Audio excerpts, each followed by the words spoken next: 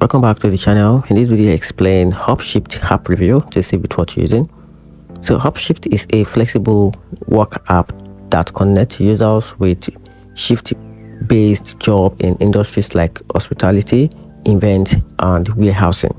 It allows workers to browse available shifts, choose role based on location and pay, and get paid weekly. Since users are hired as W2 employees, they may also gain access to certain benefits like same-day pays and health coverage. The app is beginner friendly and workers can build a strong reputation over time, which can help unlock higher paying opportunities. However, UPSHIFT has some drawback.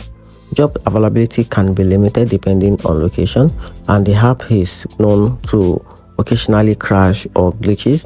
The restrict strike system is another concern, as missing a shift for any reason, even technical issues, can lead to suspension or removal from the platform.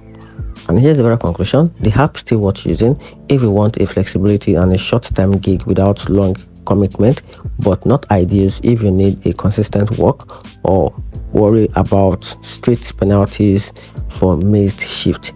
And that's it. Hope you find the review a little bit more helpful. If you did, turn on the notification button and subscribe for more reviews.